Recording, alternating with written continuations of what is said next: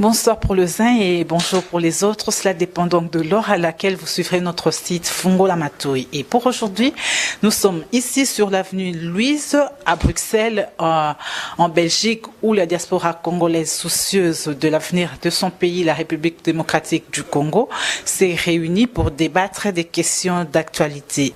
Et parmi les questions d'actualité, il y a donc le départ du ministre belge des Affaires étrangères Didier Reynders au Congo et aussi les élections au Sénégal. Quels exemples pour l'opposition congolaise? Et tout cela s'est donc passé en présence d'un frère sénégalais, Monsieur Mbaye, qui est membre de la société civile sénégalaise, qui est venu partager l'expérience des élections sénégalaises avec les frères congolais. Mais aussi, il n'y avait pas que les Africains, il y avait aussi Monsieur Laurent Lui, qui est député belge et il est président du MLD. À la sortie de ce débat, les participants nous ont donné leur avis par rapport à ces questions d'actualité. Suivez.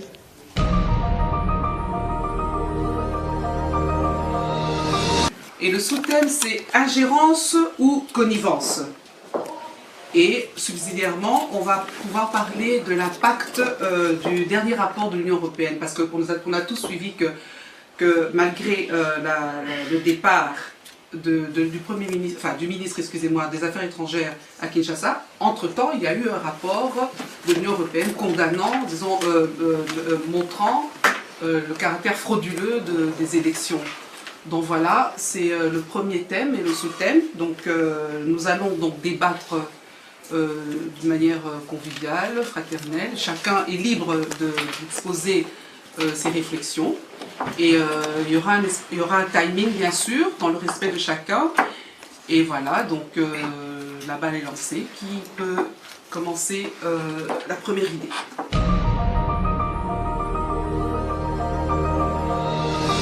Au Congo, l'opposition politique sache vraiment vers où elle va. Moi, j'ai été très surpris à Genève. J'étais là avec M. Alexis Moutanda et j'ai constaté que l'UDPS semblait un petit peu perdu. Alors, c'est pas je ne veux accuser personne, et Dieu sait si je défends l'UDPS au niveau du Parlement, et du moins si je défends l'opposition congolaise au sein du Parlement belge. Mais je crois qu'il faut se rendre compte qu'on doit avoir une vision claire. Déjà, quand on va aux élections, il faut avoir pris en compte tous les scénarios possibles et avoir une réponse à chaque situation. Or là, c'est clairement pas le cas. Et ce qui est vraiment dommage, c'est d'avoir cette cacophonie au sein des élus. Et je comprends, hein, il y a aussi de l'argent en jeu, il y a aussi le titre en jeu. Mais je crois qu'à partir d'un certain moment, quand on veut sauver son pays, il faut passer au-dessus de ça. Il faut passer au-dessus des titres, au-dessus des rémunérations, pour défendre en priorité l'intérêt du pays. Et là, quand je vois qu'aujourd'hui Didier Reynders prétend, pour moi il ment comme un arracheur de dents, mais il prétend qu'il a rencontré l'UDPS, ça nous dessert évidemment. Ça nous dessert au Parlement, ça c'est clair, parce que il a toujours un argument. Il va dire oui, mais il y en a 38 sur 42, ou il va inventer tout et n'importe quoi, tandis que s'il n'y en avait eu aucun, ben, nous aurions eu beaucoup plus facile pour taper dessus et pour mettre vraiment l'inutilité de son voyage en vue, bien marquer cette inutilité. Donc là, je l'ai entendu dans sa réponse au Parlement, il a bien dit au moins 4 fois qu'il avait rencontré l'UDPS. En fait, c'est un peu comique parce que c'est comme si des représentants étrangers avaient rencontré le FDF en disant qu'ils avaient rencontré le MR. C'est à peu près la même chose. Ça c'est encore plus grand, c'est un parti politique. Oui. Il a rencontré deux personnes qui n'ont eu aucun mandat. Mais qui expriment. Non, il peut dire ça. Ils n'ont pas reçu mandat. S'il vous plaît, mes amis, on laisse celui terminer son idée. Et puis, mais je pense alors que, comme il y a toujours un trouble et qu'on ne voit rien, nous n'avons pas d'image, nous ne voyons pas ce qui se passe lors de ces réunions. Déjà rien que la réunion avec Kabila, ça a été une image fixe. Mais je crois que justement, alors il faut communiquer là-dessus. Et il faut peut-être communiquer assez vite pour dire que voilà, les personnes qu'il a rencontrées ne sont pas des représentants, quitte à ce qu'on les exclue ou autre. Mais ça, c'est à vous, c'est à l'UDPS de choisir. Mais il faut clarifier les choses rapidement, selon moi, pour qu'on puisse travailler sereinement et qu'on ne tourne pas en rond, parce que le fait de tourner en rond, eh bien ça facilite le travail de Didier Reynders, qui aujourd'hui se sent un petit peu en position de facilité, parce que, voilà. Rebondir vite alors, hein, comme ça je prends M. Tchepani. Monsieur Laurent, vous voulez dire 2 secondes. que voilà, ça nous dessert la position qu'a donnée Reynders. Est-ce qu'il vous arrive à un moment donné de vous poser la question d'interpeller votre ambassadeur? L'ambassadeur. L'ambassadeur de Belgique à Kinshasa. Mais oui, mais parce que cet homme-là, Applique la politique des affaires étrangères. Ambassadeur applique la politique des affaires étrangères. Il faut qu'on soit... Non, il n'applique pas la politique des affaires étrangères. Quand il fait la liste des l'IDPS, ce n'est pas affaires étrangères qu'on Mais c'est en connivence avec les affaires étrangères.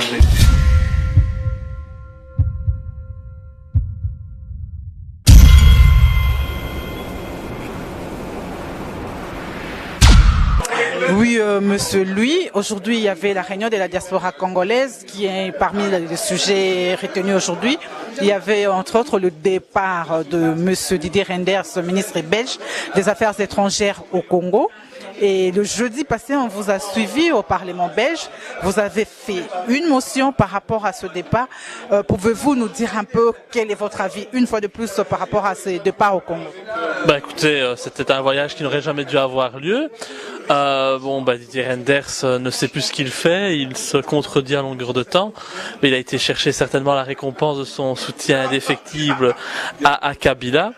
Je crois qu'il faut se rendre compte qu'aujourd'hui, un ministre qui, pour moi, était quelqu'un de respectable, pour une question financière et d'intérêt financier, est aujourd'hui en train de se ridiculiser totalement. Ça montre le pouvoir des intérêts économiques qui sont au Congo. Et donc, pour ces intérêts, nos hommes politiques occidentaux sont prêts à tout, même à se faire passer pour des imbéciles. Parce qu'aujourd'hui, c'est clairement cela, malheureusement. Quelqu'un d'intelligent qui se contredit en permanence parce qu'il sait très bien qu'il n'y a rien qui justifie sa position et que sa position aujourd'hui, c'est de défendre l'indéfendable. Il y a plein de rapports qui le montrent. Et malheureusement, il continue à persister dans cette voie de soutenir un président illégitime. Et donc, je crois que c'est important justement d'avoir ce genre de réunion pour organiser l'opposition et surtout unir la diaspora. Parce que je pense que la solution à la crise au Congo viendra par la diaspora et par une influence sur le peuple congolais.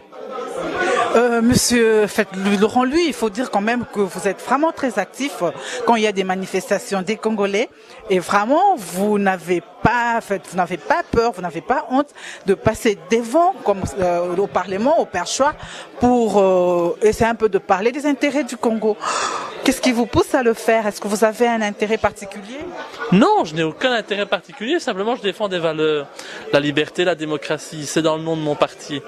Et donc, j'estime que par rapport au Congo, ce pays bien spécifique, j'estime que mon pays a un devoir de mémoire à faire. C'est pour ça que j'essaye de mettre sur le devant de la scène politique la question du génocide sous Léopold II.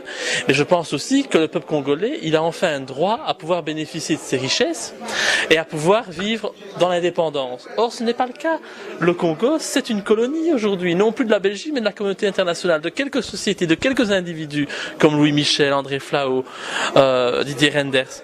Et donc, le peuple, en attendant, il meurt de faim. Il est assassiné, il est maltraité par le pouvoir en place, qui est totalement illégitime.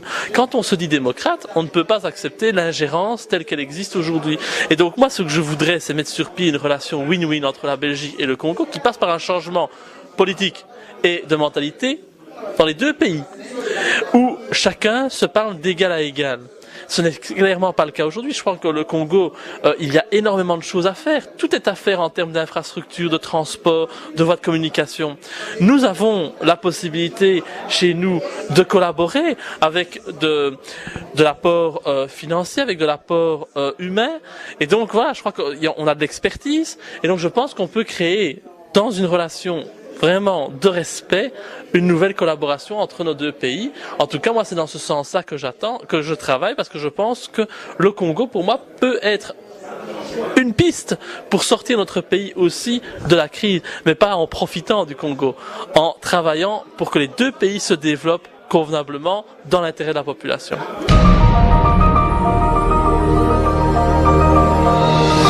Si l'opposition congolaise était unie, crois que Kabila n'aurait pas pu gagner, même avec un scrutin à un seul tour. Mais qu'est-ce qu'on a constaté? Il y a une cacophonie de l'opposition pour des intérêts privés et même des pesanteurs venant d'ailleurs. Les opposants n'ont pas pu s'unir et retenir un seul candidat. Premier point. Or, au Sénégal, Macky Sall a bénéficié de l'adhésion de tous les partis politiques d'opposition au second tour. C'est vrai, s'il y avait un second tour chez nous, je suis persuadé que la logique aurait poussé tous les autres partis à appuyer celui de l'opposition au second tour. Mais il faut dire quand même que le fait d'avoir le scrutin à un seul tour, c'est même un défi pour l'opposition. C'était pour voir est-ce qu'on est capable de s'unir avant même les élections. Aujourd'hui, il y a un problème. En 2016, il y aura encore des élections. On doit sérieusement réfléchir sur ce qui vient de se passer au Sénégal et sur la situation que nous vivons maintenant. Maintenant, on dit que la Belgique appuie Kabila, légitime Kabila, mais les opposants, qu'avons-nous fait avant les élections? La question fondamentale qu'il faut se poser, si l'opposition était unie, est-ce qu'elle aurait pu déjouer la fraude? Ah oui, voilà.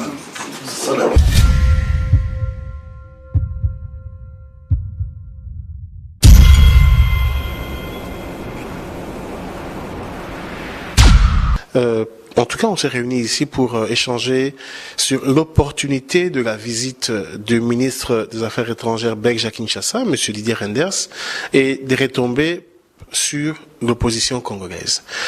En tout cas, le point de vue général des participants, c'est que c'est un non-événement. On ne voit pas l'utilité maintenant d'envoyer un ministre belge des Affaires étrangères à Kinshasa au moment où notre pays sort des élections fortement contestées. On a parlé de ces élections comme irrégulières et frauduleuses et que la communauté internationale aurait peut-être mieux fait de privilégier le dialogue entre les protagonistes. Il y a encore beaucoup de dossiers à la Cour suprême de justice. Le Parlement actuel risque d'être fortement modifié et l'opposition est mécontente parce que il y a eu un hold-up électoral réel et tout ça, en tout cas, la Belgique n'a pas bien pesé sa décision d'envoyer maintenant le ministre belge des Affaires étrangères. Voilà, en tout cas, mon point de vue et qui est aussi le point de vue de la plupart des participants. Parmi les sujets, il y a aussi les élections au Sénégal et on a même vu un Sénégalais qui est membre de la société civile qui partage un peu avec vous l'expérience des élections au Sénégal. Vous êtes de l'opposition. Est-ce que vous avez un exemple à tirer par rapport à ce qui s'est passé au Sénégal? Effectivement, parce que la situation dans laquelle on est maintenant, moi je mets en tout cas en partie la faute sur le manque d'unité des partis politiques d'opposition dans notre pays. Avant les élections, malgré qu'on savait que les élections n'étaient qu'à un seul tour, il eût fallu que les partis politiques d'opposition puissent conjuguer ensemble, parler d'une même voix, avoir un candidat commun, un programme commun et une stratégie commune. Mais voilà, Macky Sall au Sénégal, c'est vrai qu'au Sénégal il y a 2 tours, mais l'actuel président a rassemblé autour de lui, c'est pour ça que le président sortant Wade a eu des difficultés. Donc, on devrait s'inspirer pour la prochaine fois de s'organiser avant d'aller aux élections. On a un adversaire politique commun, c'est en tout cas M. Kabila et son pouvoir.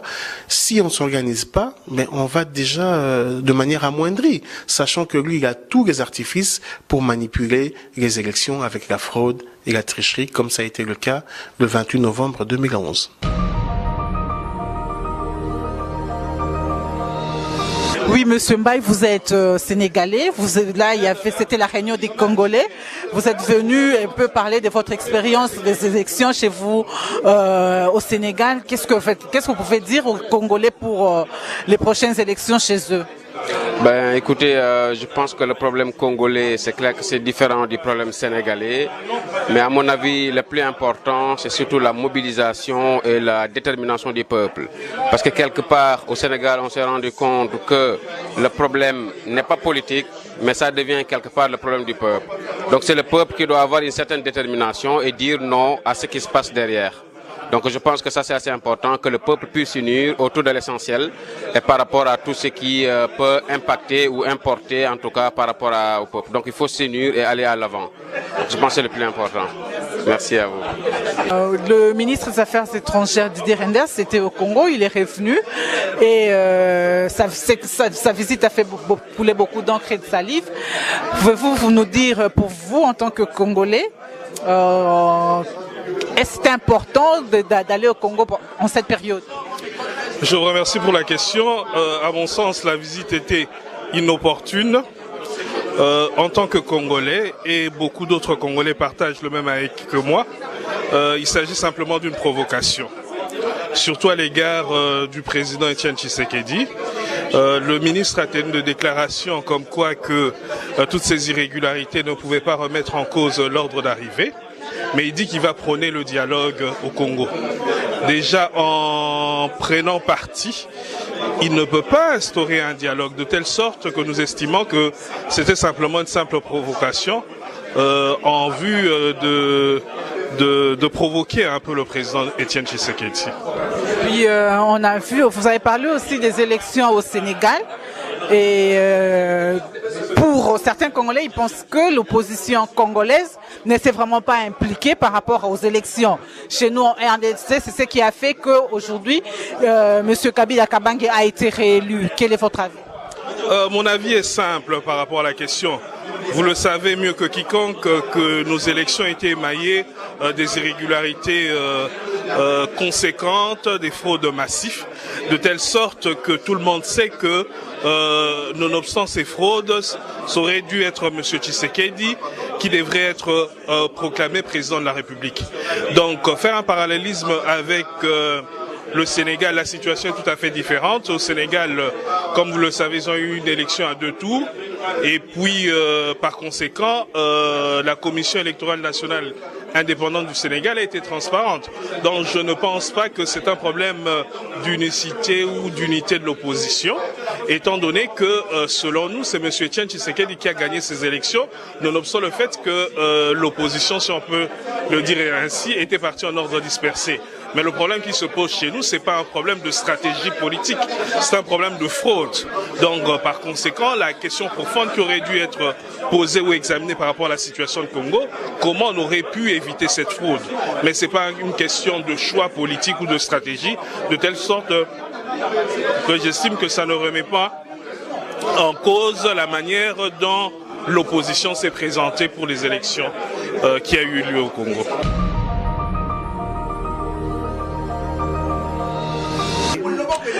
Madame Boacha, vous avez été modératrice de la réunion des Congolais de Belgique. Parmi les sujets d'aujourd'hui, il y avait le départ de M. Didier Reynders au Congo. Quel est votre avis par rapport à ce départ? Le forum a conclu que le voyage de M. Reynders était un non-événement au pays parce que d'abord les conséquences de ce voyage ne s'est pas ressenties dans la population ou auprès des Congolais. Donc à quoi ça sert d'être allé là-bas finalement pour en fait chercher une légitimation, en réalité d'être chercher une légitimation pour le pouvoir de Kabila, même s'il prétend le contraire. Nous on estime que c'est un non-événement et que finalement le voyage c'était plutôt pour affaiblir et contester le leadership de Monsieur Tshisekedi. C'est simplement ça. Et surtout, j'ajouterais que en marge de son départ pour le Congo, il y a eu le rapport de l'Union européenne qui condamne, qui montre clairement que le caractère frauduleux et irrégulier des élections au Congo. Donc franchement, à quoi ça sert d'être allé là-bas, franchement? Parmi les sujets d'aujourd'hui, il y avait aussi, vous avez parlé des élections au Sénégal. Et il y a beaucoup, vous êtes membre de l'UNC et vous êtes de l'opposition.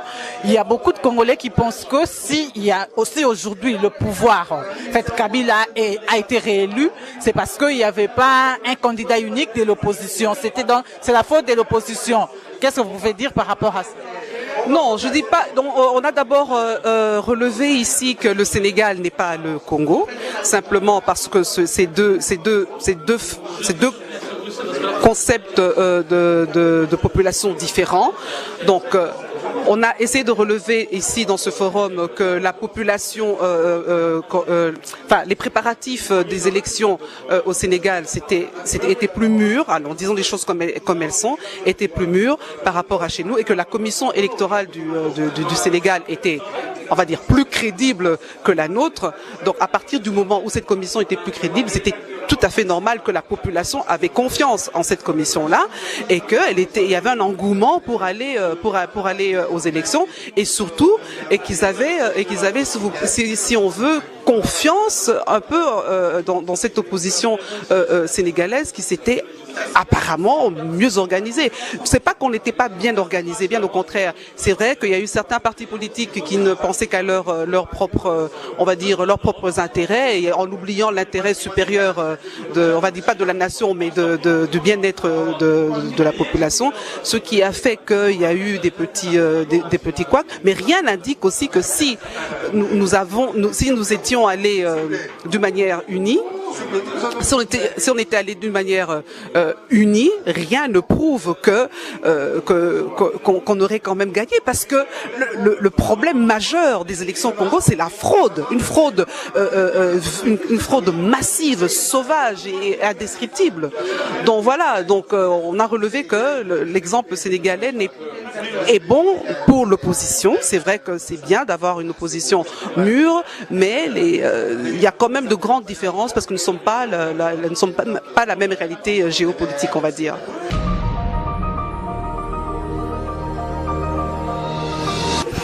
Oui, vous êtes membre de la diaspora congolaise et on vous a vu en train de débattre sur des questions d'actualité, dont le départ du ministre des Affaires étrangères belge au Congo. Quel est votre avis par rapport à ce sujet? Techniquement, c'était un voyage qui avait été autorisé par le gouvernement belge, donc ce qui le rend valable. La question de l'opportunité, par contre, se pose, étant entendu que ce voyage intervient à un moment où le gouvernement congolais est en affaires courantes, le bureau du Parlement n'est pas encore installé, et surtout au moment où l'informateur nommé par le président Kabila était en pleine consultation. J'ajoute en substance que ce voyage intervient à un moment où la légitimité de Joseph Kabila est sérieusement mise en doute par toute une série de rapports, dont le dernier de l'Union européenne qui remet en cause le caractère crédible du scrutin. Pour le reste, je dirais qu'il s'agit beaucoup plus pour la Belgique d'un moyen de pouvoir revenir dans le jeu géopolitique congolais, puisque cela fait plusieurs années maintenant que la Belgique semble peiner, étant entendu que d'autres acteurs majeurs se sont installés, sans pour autant se mêler de politique. Je pense aux Chinois, aux Russes et aux Indiens. Mais il s'agit d'une démarche tout à fait normale et cohérente de la part d'un chef de la diplomatie d'un pays qui entend promouvoir les intérêts de son pays. Il y a beaucoup de Congolais qui pensent que s'il y a eu fraude, entre guillemets, des élections en République démocratique du Congo, et aujourd'hui l'opposition a perdu par rapport à Kabila qui était au pouvoir, ça a été dû au manque de l'unicité de l'opposition. À voir l'exemple du Sénégal, est-ce que vous avez quelque chose à dire par rapport à l'opposition congolaise? Il est clair que si l'opposition avait été plus unie, cela aurait pu donner effectivement une dynamique tout à fait différente, mais il convient quand même de bien noter qu'il y a des différences assez importantes avec le Sénégal. D'abord, au Congo, on a voté le même jour pour les présidentielles et les législatives. Première différence. Deuxième différence, le Sénégal est une démocratie. Cela fait plusieurs années déjà que le Sénégal réussit plus ou moins ses scrutins électoraux.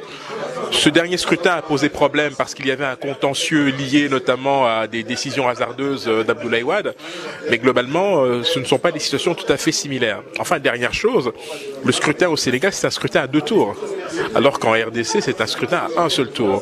Et donc, c'est vrai que, pour le coup, le travail d'union, de cohésion de l'opposition aurait été plus pertinent en RDC, puisque cela aurait permis, en tout cas, de limiter sérieusement l'étendue de la fraude. Mais pour l'Afrique, évidemment, c'est une très bonne nouvelle de voir que le Sénégal a voté et que le résultat permet de clore provisoirement un chapitre électoral africain qui a été très chaotique ces derniers mois.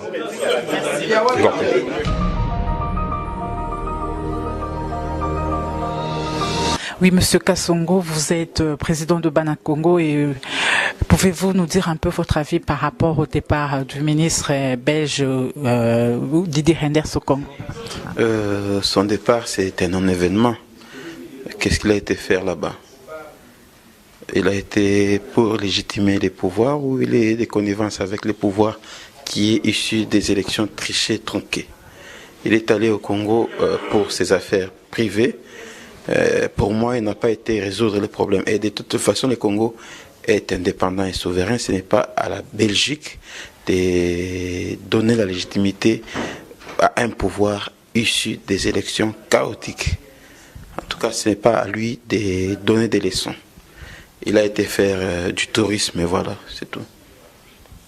Oui, nous avons quand même vu que les élections au Sénégal, on a vu que l'opposition a gagné par rapport contre le président qui était au pouvoir, chose qui devait, selon vous, se faire aussi chez nous. Est-ce que avez-vous quelque chose à dire par rapport à ces élections? On ne peut pas comparer le Sénégal au Congo. De toute façon, au Congo, M. Kabila, il n'a pas gagné les élections. Il a perdu les élections, mais on ne comprend pas. La communauté internationale, comme le Congo, c'est une sorte de chasse gardée pour la communauté internationale. On ne peut pas permettre aux Congolais de faire comme ce que les Sénégalais ont fait. Le problème, il ne faut plus compter. Ce que j'ai dit déjà à la population congolaise, nous devons désormais apprendre à compter que sur nous-mêmes.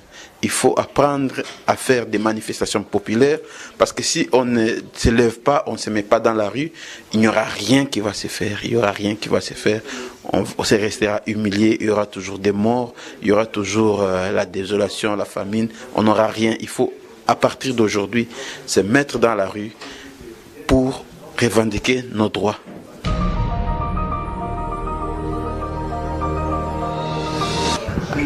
On vous voit, vous êtes en train de parler de le départ de M. Didier Reynders au Congo.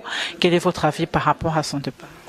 Moi, je le disais, avant même le départ de Didier Reynders, on a fait des sit-ins devant le ministère des Affaires étrangères pour dire que Didier Reynders peut aller au Congo, mais s'il rentrait, il ne va faire rien si ce n'est pour aller appuyer Kabila au pouvoir.